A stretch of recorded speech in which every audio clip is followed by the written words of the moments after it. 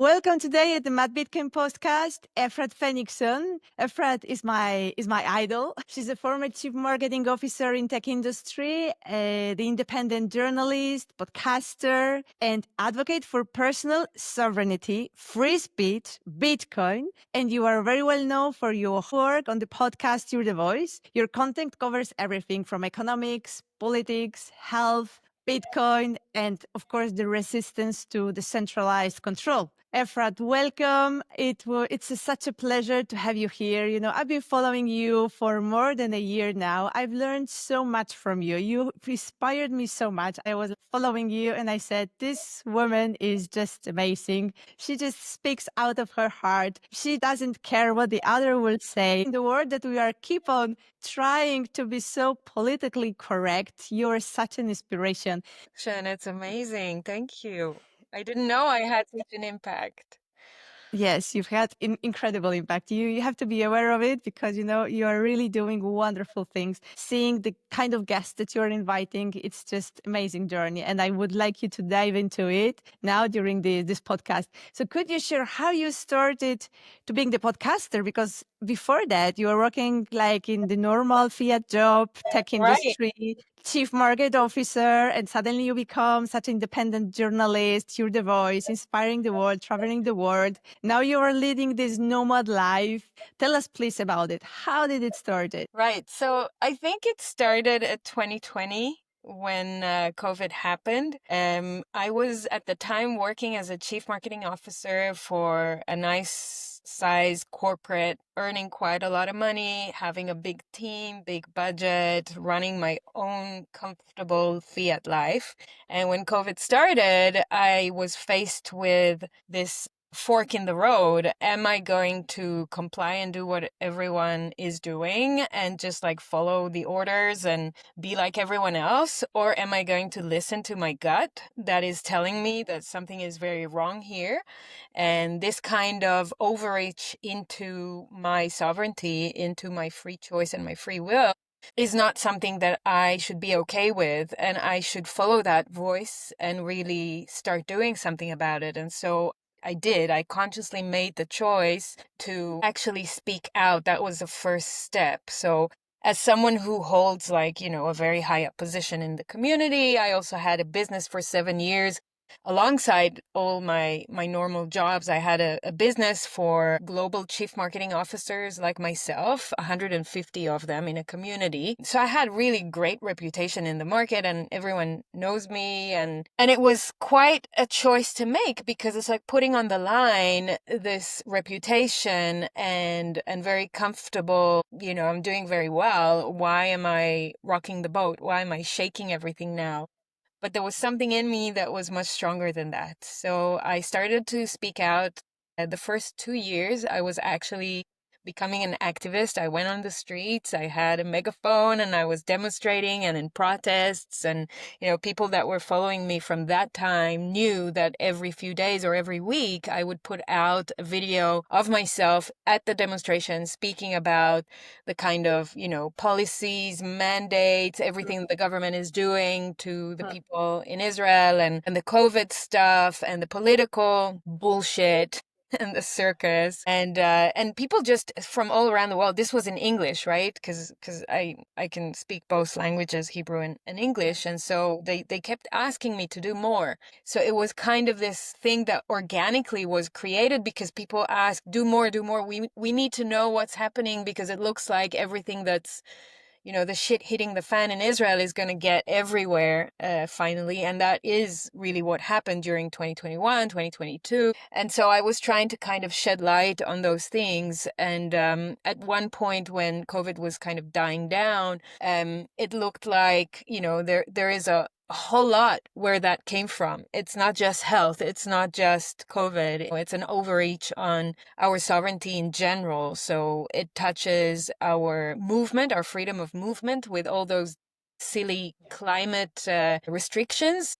So because of carbon emissions and CO2, you cannot go here or go there, or you have this tax and that tax, and you need an electric vehicle and, all that stuff. It didn't make sense. And then from there, it was like natural to start looking at the incentive structures and the money. Why are we being told that, a digital currency by the state is something that is really good and it's coming, what's called CBDCs. And what is this? And what about smart cities and 15-minute cities? And all these things just started coming out really fast. And so I started researching, mostly went back to global organizations like the World Economic Forum and the United Nations and their Agenda 2030 and other policies and plans that are coming out from those organizations, and kind of putting the dots together. You can very clearly see that there is a plan in place. I mean, it's not a conspiracy theory like people think. It's just that the governments are being tasked with implementing that plan by 2030, and that's why everything is accelerating. That's why we feel it a lot more in our daily lives. And so at one point, after 3 years of like doing what I was doing, I was like, okay, I think if something happens now and me being a dissident voice, me deciding to speak out is going to really jeopardize my workplace and my livelihood, then I think I'm ready to take the next step and really let it go and say goodbye to my old life and start a new chapter. And then I asked myself, and what would you do? And it was very clear. The answer was already there. I mean, what I started doing during those 3 years, which is creating content and using my voice in order to simplify things for people, but also showing them, like giving them a stage in a reality where everyone is so censored. Either they self-censor themselves or the platforms are censoring them. So I'm going to try and create the most decentralized platform I can for my own media without having any bosses or any third parties telling me what I can or cannot do. Obviously, the platforms that I'm hosted on still have some say about what I do, and that's why I have redundancy and I put all my content in so many different platforms so that if I'm deplatformed from one of them, I have all the other ones. Yeah. It's a lot of work, but that really works. And at the same time, I decided, it was around 2023, I decided to start doing this full time. And I left my workplace. I decided I'm going to be a journalist because, what is a content creator? But you also have to do the research to call yourself a journalist. And I was doing a lot of research. And I started writing for some international magazines, for Bitcoin magazine, it was hosted also on Zero Hedge and some other platforms. I was writing on my own Substack. I started my own blog. Today already has 5,000 subscribers, and which, by the way, may be closed very soon. I will tell you all about it because they want to deplatform me. But so I started writing. I then decided it was just a natural thing. I'm going to start my own podcast because, I need that stage. And there were so few people that would actually give the stage to people like me and others, like the dissident doctors or scientists that I got to know during COVID, and media people. So I started my own podcast, started interviewing people. Obviously, I'm not the only one doing that, which is great. It's so good that we have a decentralized kind of environment, atmosphere where more and more people are doing that, and it's very needed. So the more, the better. And my podcast just grew very quickly. So it's now like 2 years, a little bit more than 2 years, more than 3 million views for about 85 or 86. I think today will be the 87th episode that will go out. And by the next 1 or 2 months, I'm going to hit 100 episodes, which is really cool. And I am interviewing people from all walks of life. They don't have to be just Bitcoiners, obviously. Bitcoin actually came in around episode, I think it was 15 or so, because I was studying. I was a student of Bitcoin. I still am a humble student of Bitcoin. But only around that time I felt enough courage to start talking about it on my platform, and started bringing in economists and Bitcoiners to start talking about money and Bitcoin. And since then, it became one of the most prominent topics of my podcast. But still, I talk about COVID and health and climate and politics and the global agendas and basically any type of corruption or scam that exists in the world and people are not really aware of. I want to shed light on that. So yeah, that's how I got here. I basically, just to summarize all this in one sentence, it's like looking at what are my skills? What am I good at? I'm good at communications, marketing. I'm good at content creation. I'm good at distilling messages. I had to get through a lot of my internal dialogue and do a lot of introspect work to put aside what you said at the beginning, to put aside what people think about me, how would they react, all that stuff. What would be the consequences of what I do? So it was a long journey to kind of bring me to today. And it's an ongoing proof of work, because you constantly have to take care of your own mental and spiritual state as well as physical state. But if you're healthy and you make sure that you are taking care of body, mind, and soul and spirit, I think that you can definitely do what I do. You can definitely put yourself out there and do what you need to do. It may not be Yeah. what I do, but it may Yeah. be pursuing your own, like listening to your voice and pursuing your own journey, because we all have it. We just Yeah. need to rediscover it. It's hiding somewhere inside, and there's a lot of work to kind of peel the onion layers in order to get to the bottom of who you are and why you're here and what's your essence and your purpose. But I'm very grateful to be doing that work and to be here and doing what I do. Wow, what a journey. It resonates so much, especially this journey that you are commenting. There is a moment in your life that you just feel that something is wrong, that everything that you were told so far, that everything that you've been doing so far, that every promise that you were made, that if you do this and do that, and if you follow the rules, then you're going to be successful, then you're going to be happy. And then you enter to the moment in your life when you see, no, it's not happening. It's getting even worse. Something is wrong. And that's when you start to dig in. And then it's where you find this hidden truth that no one is telling you about.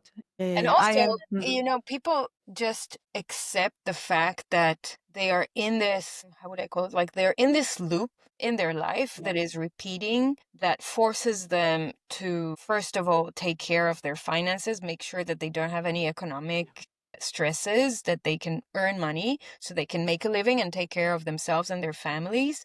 And only then take care of everything else.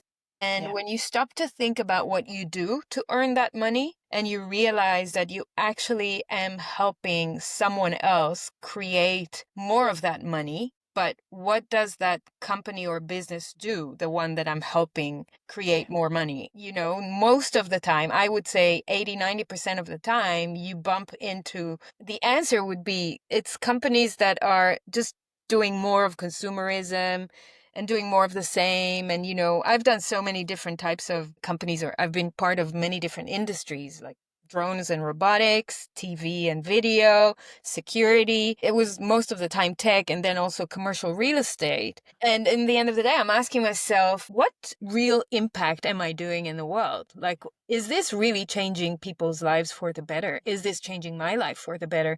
So I'm helping the CEO of the company and the founders and the investors of the investors make money to whatever, sell office spaces or sell drones or sell TV solutions for other telecommunications companies or all that stuff.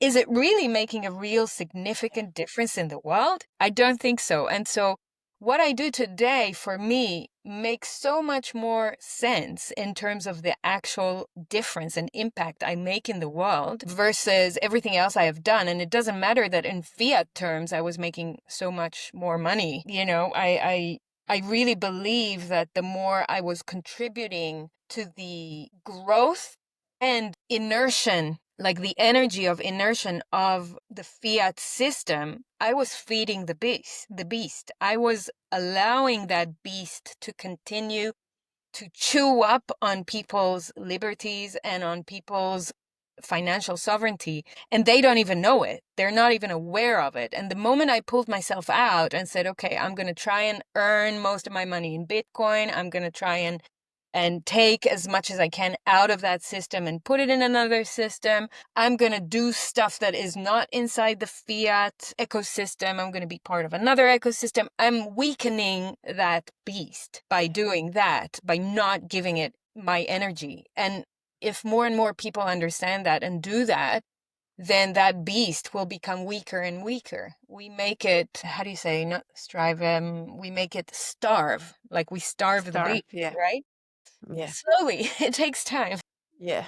But, I think that that's a very good energetical place to be in. And now, even though I am making much less money and I'm still okay, like I take care of my basic needs and my family's needs and everything, but I discover like a whole new world of abundance where I have communities and people that are really trusting me and supporting me and helping me, and the opportunities just keep coming.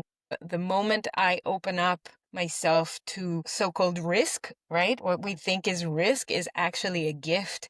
Yeah. The baby steps you take to try something new and to get out of your ordinary trajectory and dare to be different and to listen to your own gut feeling and to do stuff that resonate with your calling, things just open up and you discover that the universe just supports you and that you can do it. And you just keep taking more and more baby steps and you build that confidence, you build that, yeah, this sense of safety in your new path. And that is very rewarding. Like discovering that is very rewarding. And I think by myself just sharing that with the world, sharing it with people, it gives them strength and motivation to try and do the same in their own life. So I'm going to continue doing that. Like now here in Yes, it Lugano. does. I'm the Yeah, like example. I'm here in Lugano. I'm fucking doing a whole week on Bitcoin only. It's not easy. I tell you, Yeah. many places tell me we don't accept Bitcoin. And I'm like, I'm trying, I'm doing stuff that is different and it's very interesting. And this is Lugano that is supposed to be like very open to Bitcoin. It And there is. is There like, are more than 350 merchants here that accept Bitcoin, but mhm. if you take 350 and divide it by the categories, I'm sure there are a lot of restaurants, but not many like service providers. The other day I needed to like alter my pants, right? Yeah.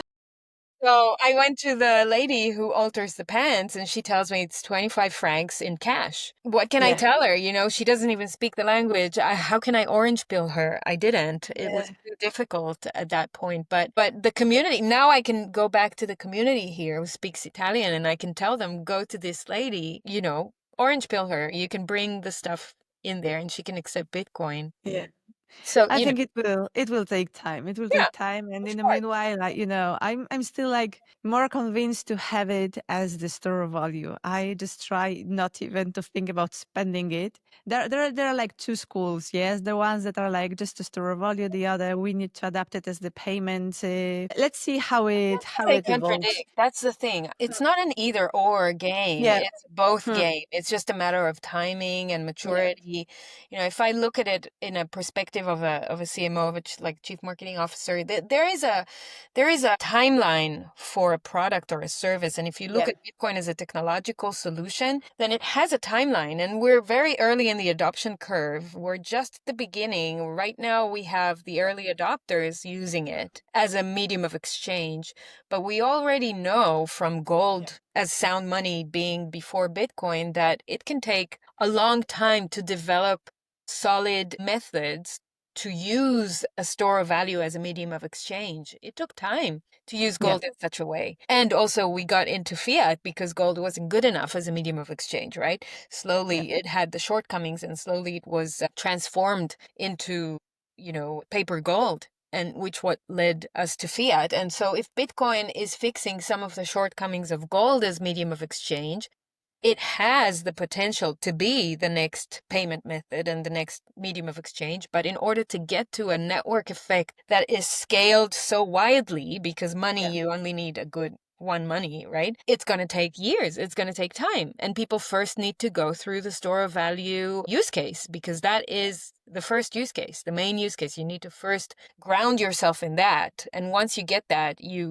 okay, I can also use it as a method of payment. Now, it is true that in some places around the world, you kind of skip, you go the inverse way because of the economy in Yeah. certain geography. When it sucks, you are just looking for anything to help you to do commerce with other people, to exchange value, exchange goods with other people. Places like, South Africa, Africa, Latin America, etc., you have so many places that suffer from hyperinflation that they are looking for solid alternatives to their fucked up fiat currency. And when they find Bitcoin or Tether, they start using that because it's easy and makes so much sense. And once they discover it, only then they go to the store of value use case. So it's like a flipped inverted kind of order of sequences, but both things will happen. I don't think it's an either or. I think it's just a matter of timing. You expressed many times, and you're the expert of everything around CBDCs,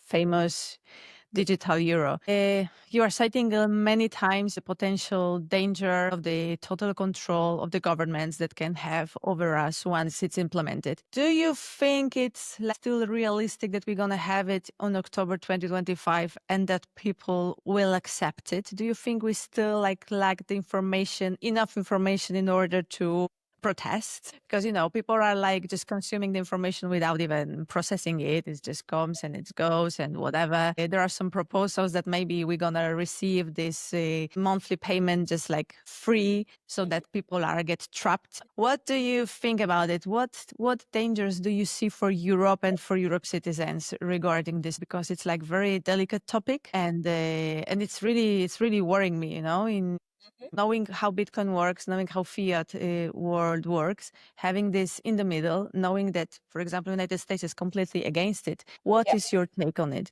So October 2025 is only, and it is going to happen, right? Whether we like it or not, they have officially announced it. They are working. The European Union, the European Commission, and the European Parliament are working on the regulatory steps that they need to put in place in order to enable the digital euro. So Christine Lagarde couldn't be more enthusiastic about it, the head of the ECB, the European Central Bank, and she's talking about it all the time. So she's not going to be embarrassed to not launch it. They are going to launch it. The question is, what is actually going to be launched? And in my opinion, we're looking at a time frame of 2 years. So from October 2025 to about 2027, it is going to be the rollout stage. It's not going to be like October 2025. It's like the 100% solution in your wallet. You have to use it. The most draconian measures come into play, and everyone's now living a 1984 dystopian life. No, it's going to be gradual. It's going to be slow, and probably going to be very gentle as well, just like they've done with COVID. They just accelerated it too much because of the vaccines, but if it wasn't for that, they would also do it quite slowly. And so I think they will take the necessary steps to normalize it, to do propaganda, to convince the people that this is only positive. That's what they're already doing. So if you go and check out my recent keynote at BTC Prague, it's 20 minutes where I packed up a lot of information. Some of it is about the EU and the kind of propaganda that they are doing. And there is a lot more when that came from. If you go to the ECB's Twitter page and look at just the media, the videos and the articles that they put out there, it is all geared towards marketing campaign, propaganda to kind of positively shed light on a digital euro. Their main narrative is the digital euro is actually your digital cash that you trust. And this is a big, big psyop, because if there is one thing that CBDC is not, it's cash, right? Cash still holds some privacy, some level of privacy. With CBDCs, they have complete outlook on what you do with your money and how you spend it and where you spend it. They may not exercise or utilize or implement those draconian measures straight away. It may take time, but it is definitely there. The capability is there. They can program the money to what you do or don't do with it. They can put an expiry date on it. They can use geofencing to decide where you use it and where you don't. All these features have already been demonstrated in different types of CBDC pilots around the world, including China, including Israel, and even the EU. They have done some hackathons and things like that. It exists. The question is, where are they going to implement those use cases and when?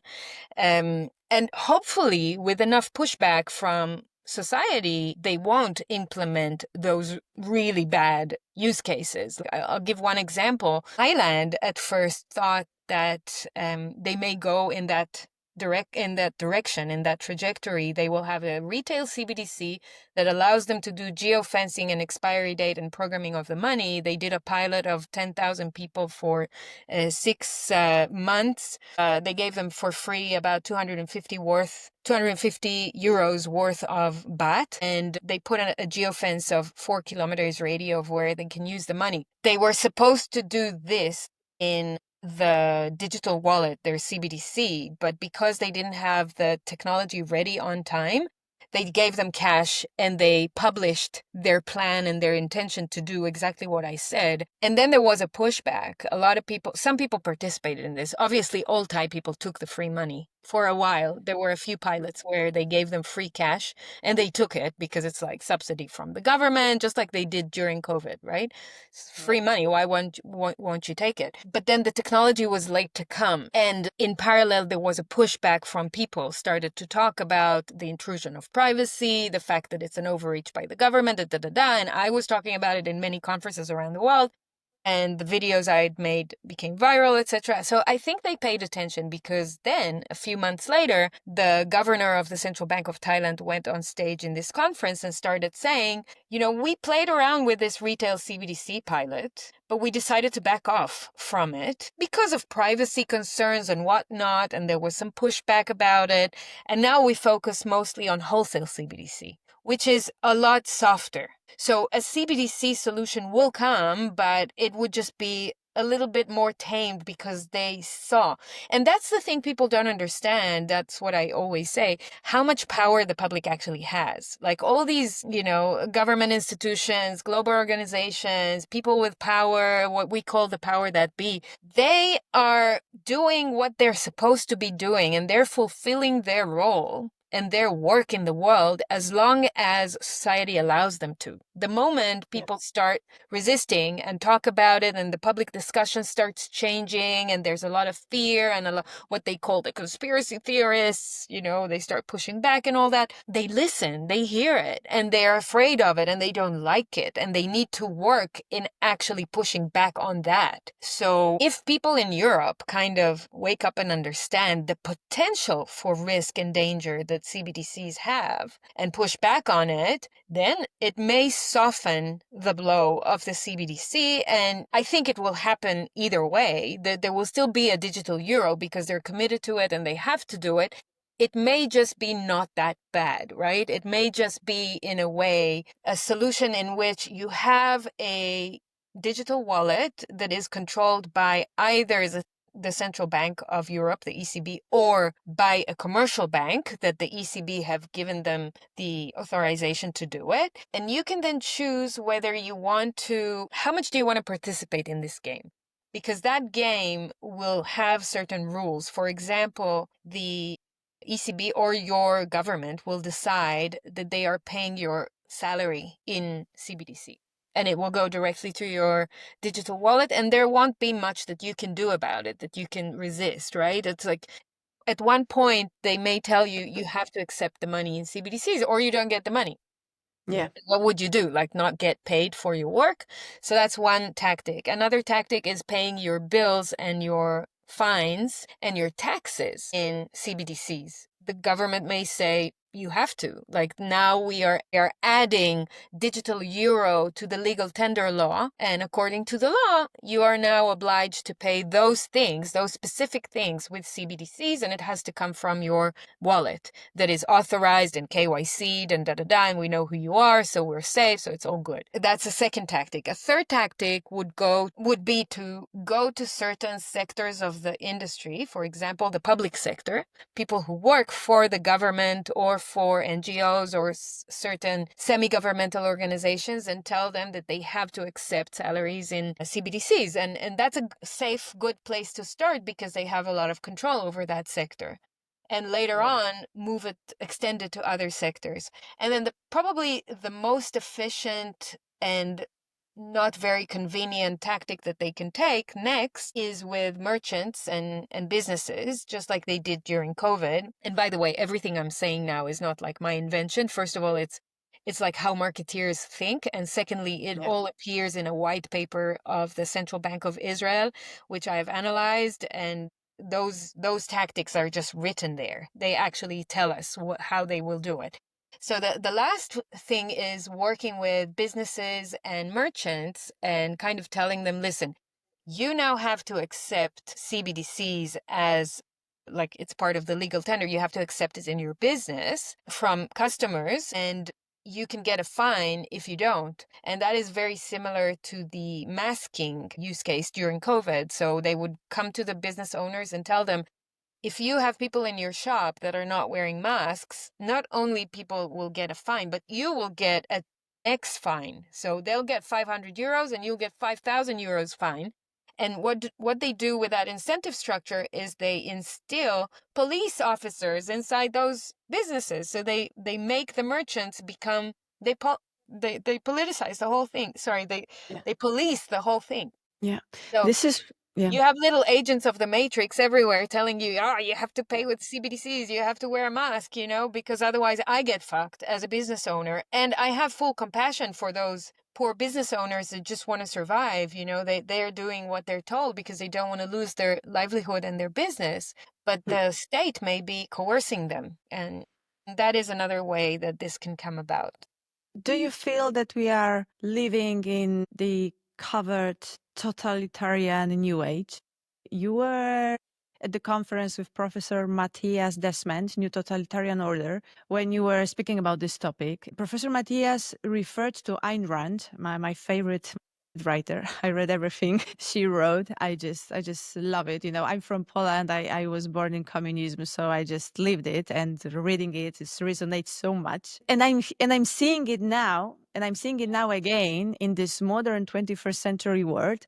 And during this conference, Professor Matthias made the reference saying that the essence of a totalitarian system lies not in the elite, but in the masses who buy into propaganda, forming this diabolic pact. So should we put the blame on the government, on Christine Lagarde, the bad politicians? We are the ones that are putting our piece of the puzzle to this totalitarian system at the end. Because these are we that we are participating and we are being brainwashed and we accept it. And we are afraid of saying no, for being discarded, for being taken out of the official society. Is there any hope for the society today, seeing all of this and everything that you are mentioning? This is a very, very good question. And I think that specific narrative from Professor Matthias Desmet, is one of the narratives that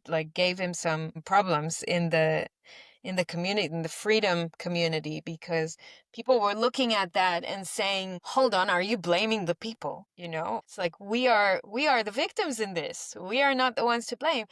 And here's the point. I've spoken to him about it, both at the conference that people, by the way, can watch. I've put it in digital form, 3 hours, but also in person, we talked about it. And the point is that it's not about blame at all. It's about a dynamic of a system that is shaping up. So if there is a kind of energy that's trying to create a totalitarian regime in a certain country or all around the world, that energy is doing two things. On the one hand, it is making people give their power away slowly, gradually, until they wake up one day and understand that, where am I living? Like, what kind of life is this? I have no power to decide anything about my life anymore. I've given so much power away that I am now at the mercy of the state or the leaders or whoever it is, right? Like you in Poland under a communistic regime know that. Like, these things have happened so many times before. On the one hand, it's the leaders and the government or the state that is taking the power. On the other hand, it's the people who are giving the power. It takes two to tango, right? And if we are the people, we the people, just stay complicit, we stay quiet, we see stuff, but we don't speak about it. We definitely don't act on it. We are allowing that power to slip away from our control, and we are giving more of that power to the state. If you look at it in terms of energy, so that energy is constantly flowing. There is always a game of movement of that energy between the different players of the game. And where we are today, unfortunately, is in a state where a lot of the power have already been given to, other institutions, other resources, other people. And that power is centralized more and more by few and fewer people. Most of them, we are discovering, are not even elected, are not even people that we have put in place to dictate for us what we do with our lives. So, in short, definitely we are willfully blinded, stepping into a totalitarian world that is quite dystopian. And it's up to us to say, this stops with me. And with every person on an individual level, this will involve a different set of decisions, a different set of mindset changes, a different set of processes to kind of kill your ego and admit that you were wrong and start making changes in your life. Depending on the country you're in, depending on your state of life, you will have to undergo some kind of transformation, some kind of reset, some kind of growth process. And that process, which is very much a psychological or a mindset shift or even a spiritual journey, is something that is happening. That awakening, it is happening already around the world today. There's so many people that I meet everywhere in the world. I travel now for a living, like that's what I do. I meet so many people that are reporting the same thing. We have woken up, are waking up. This is not just a one-time event, right? It's a journey. But once you start it and you're willing to be on that journey and to humbly understand how little we know, how much there is to learn, and how much we want to be students of life and of ourselves, we are on a beautiful journey that is just so different than the predictable path that most people are taking, because they're being passively taken into that path without really actively choosing.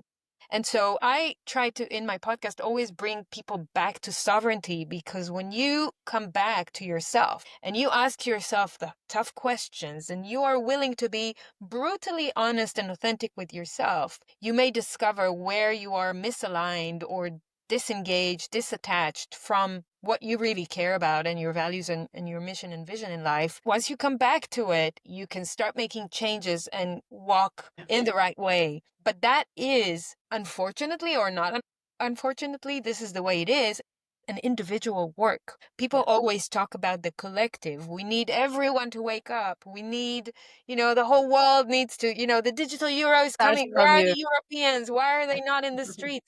This individual work, it Yeah. starts with us one by one. And when we agree to take responsibility, full responsibility for how we have been and how we want to be and what kind of change we want to see in the world, and we start acting on it, then we start ripple affecting that change in our lives, and we have no fucking clue who it's going to touch and what kind of difference it's going to make and what kind of resonance we are going to send out there to the field, and people kind of feeling that and going, wow, this girl, like, she's got something that I want to listen more to her. And then things open up and then you start to change, and you don't know, but the first step is going back into yourself and doing introspect work and being humble enough, curious enough, letting your ego and your guard down to start this individual process. And from there, a collective consciousness mindset will start to form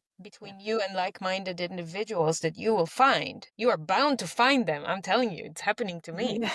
And you will start building something new with those people. And that's why a lot of people are talking about the so-called split that we are experiencing right now. There is kind of a split, like some people describe it as a literal physical split, but other people describe like a more mental, spiritual mindset kind of thing, that you feel like you're living in a completely different reality than other people, right?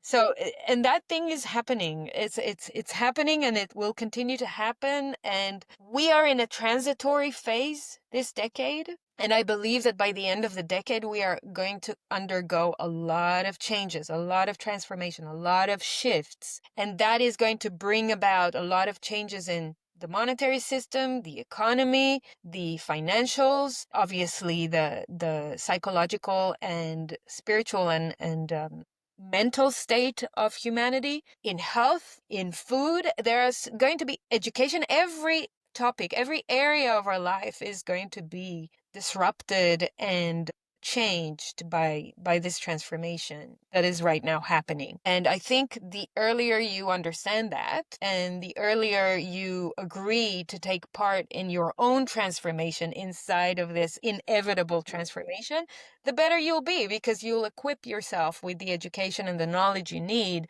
the insights and the wisdom you need to thrive through this very turbulent time that we are going to experience, that we are experiencing already. Wow. As you said, it all goes down to ego, I guess. Ugh, It is so hard for us to admit that we were wrong, that what we know is not what it really is.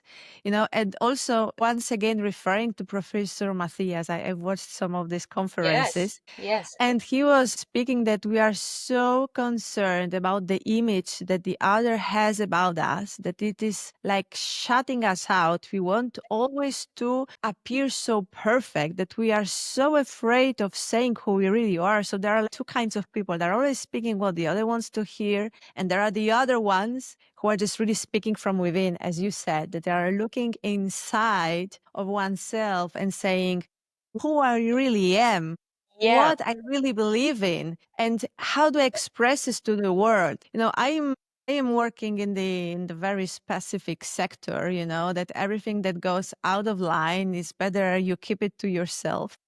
yeah, So, this podcast and this journey and then following you and many other influencers just opened up my eyes, and I said, no, I just need to start speaking what I really think of. And it was so liberating. It was, it changed completely everything, how I see the world, how people see me, and as you say, it is opening up so many different opportunities that I have never thought even about that could exist. So it's just all comes down to the truth.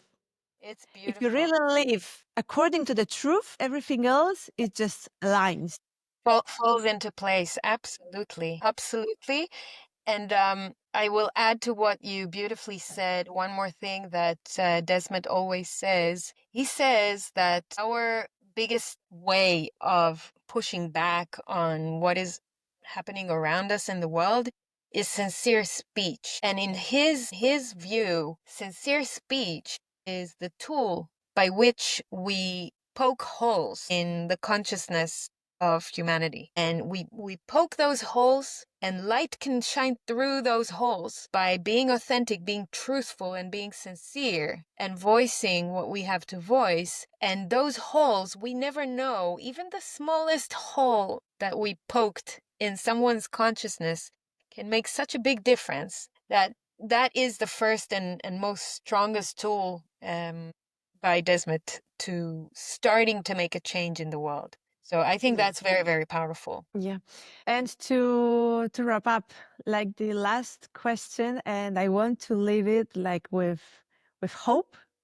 Everyone, we are optimists. That's why we're doing what we're doing, because we do believe that what we're doing, we're really open. And at least if it's for one person, I'm happy. My mission is complete. I don't Yeah. want to, orange pill masses. At least if one person understands that something is wrong and puts himself, herself to work and do the work and start to study and start to dig deeper, I'm done. Yeah. What would be your message of hope that you would give to the audience, to inspire them to take more action, to, what specific action you think, you believe that would be like working out and will save us from everything that is going on in the world? Right. So I would choose two things. Firstly, I would say start with understanding that you don't need to be saved. You are already protected. You are already held, and you are loved, and it's all okay.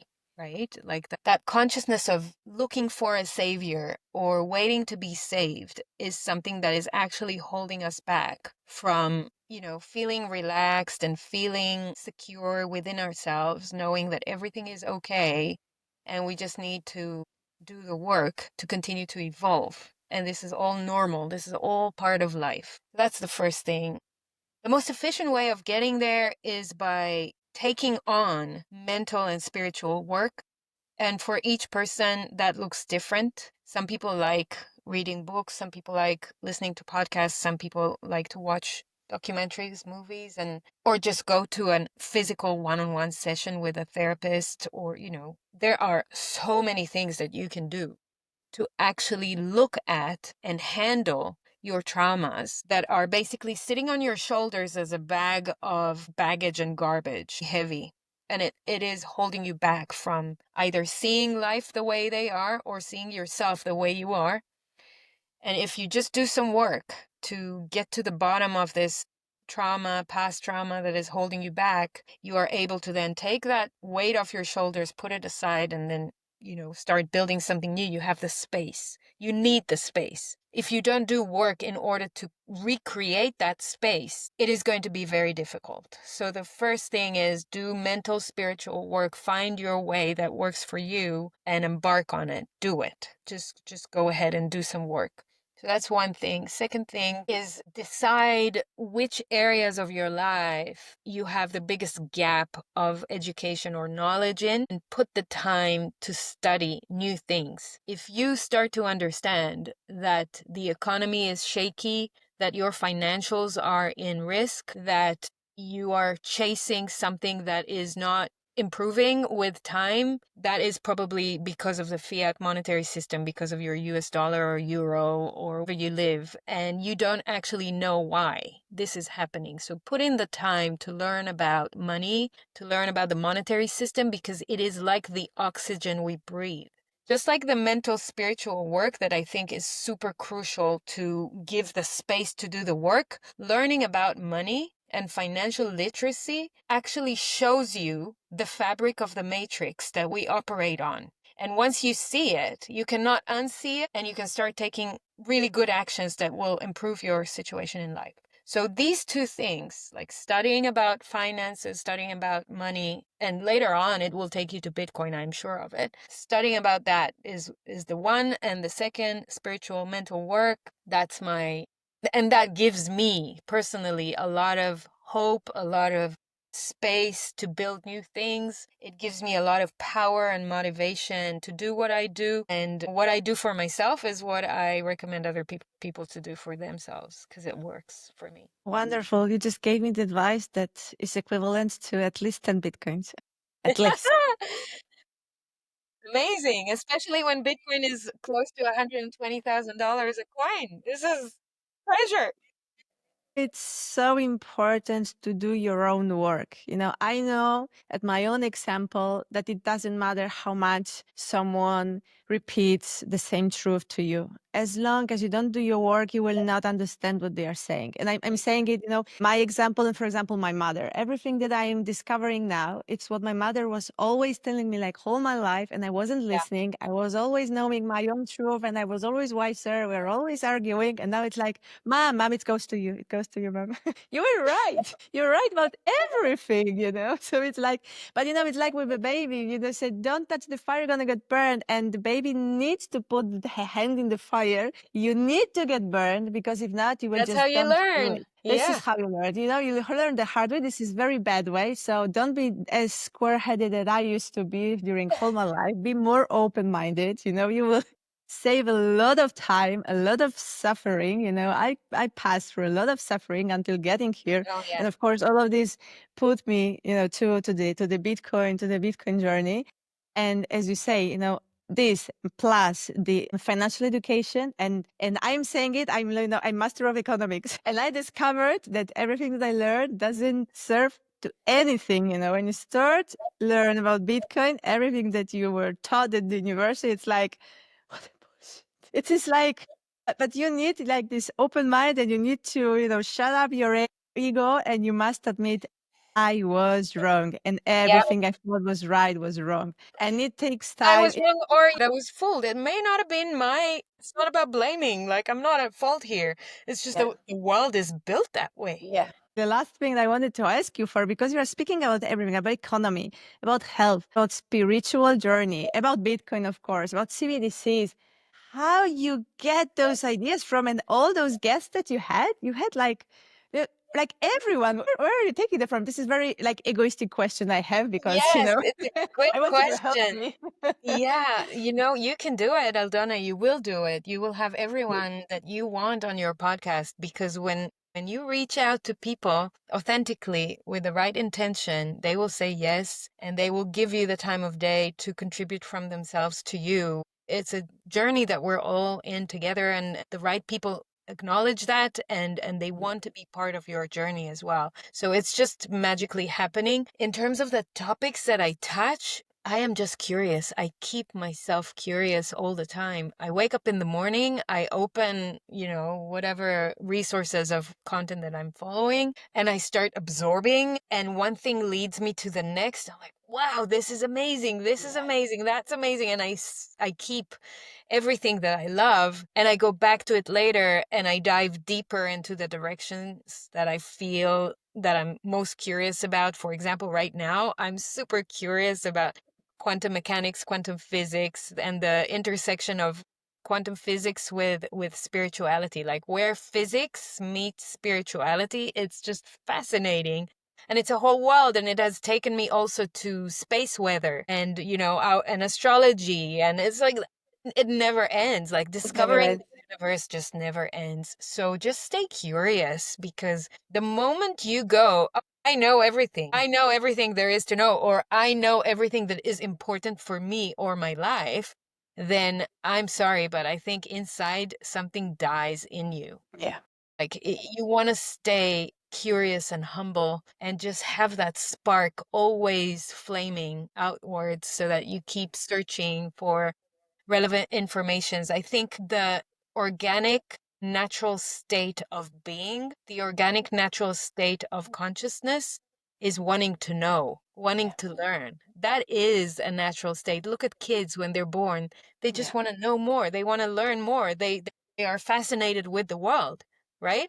Babies, the way they are so surprised by what they are seeing and learning and the faces and the colors and the people and everything. This is the natural organic state of being for human beings. So just connect back to what is already there and it's your curiosity. That's it. And be a child again. And be a child Wonderful. again. Absolutely. Yeah, don't be afraid. And one thing that I don't want people to start saying, because a lot of my audience is like older, let's say from 40 to 65, 70 years old. A lot of people say, "Oh, I'm too old to learn new things." It's like, fuck this shit. You're Yeah. not. Like, you're Yeah. never That. too old to Yeah. learn. There is no end of this game. Even when you Yeah. die, it's not the end. It's just another milestone, It's like, it's a never But ending. this is also fiat system thinking. Yes, you go to school, you go to Yeah. university, then you get a job, then you And retire, I'm then you done. die. That's it, and I'm Die. done. And I'm done. I'm done studying, and I'm just have to Yeah, work now, work, work, work, and eat, and sleep, and have sex, and da da da da, yeah, and that's yeah, it. And and life that's is it. over. Yeah, yeah. No, it's Really terrible. Yeah, stupid way of living. yeah, exactly. Thank you, Efrat, so much. It was such a pleasure. It's such a treasure to have you here and It listen is to my you. pleasure. For sure, we're gonna come back once you are the expert in quantum computing. Now I'm thinking about that. I have to I'm not going to investigate be the that. expert. Then I'm we're a gonna student. get the other one. But yeah, I'm definitely going to share my resources on my blog with my Great, readers because I want them great. to learn as well. And we're going to see each other probably next year in another conference, Yes, right? of course. First of all, I hope you're gonna come to Madrid, the conference that I'm preparing. It's I gonna be think in I May. am. I think I am So I coming. will send you the details soon. Of course, I want to have you as a main speaker on the main stage. You have to be there. If you're not there, it Let's will not go. gonna happen. And tell us also where we can find you on, you said on Substack, on Instagram, on Spotify, YouTube, Yeah, I'm having LinkedIn. some issues with my Substack, but it's Ah, still what there. happened I have a with blog. Substack? Yeah, so they KYC bullshit with Stripe Substack is using Stripe as their financials provider. So I have to log in my bank account through Stripe. Because my bank account is registered in Europe, in Belgium, they are asking me to provide business certification in Belgium. But my business is not in Belgium, it's in Israel. And I don't have that kind of paper. So I told them, can you change the country to Israel? They said, no, we can't. You can take off your Stripe account and create a new one. And Substack told me, if we do that, we are refunding all of your subscribers. So you're going to lose all the money that Ah, you're getting from your what a supporters. wonderful user experience, Right, gosh. exactly. So, and this is all because of AML KYC laws in the EU or wherever else that they are compliant to. So I'm like now still figuring out what I'm going to do. But anyway, I do have a blog. It's up there. It's efrat.blog. I'm going to give you one link so you can give it to people and they can find everything. I have Twitter where I'm posting every day, many times a day. And my podcast is called You're the Voice. And in the link that I'll give you, you have links to all of that, including my recent keynote in Prague, which I think is, I'm I'm It's wonderful. biased, I but saw I it. think it's a must for people to watch. It was a really good summary. I will put all of this below this video so that everyone can find you easily. Thank you. Thank you so much. Have a great stay in Lugano and hope to see you in Spain very soon. I'll see you very soon. Thank you for having me, Aldana. Thank you so much.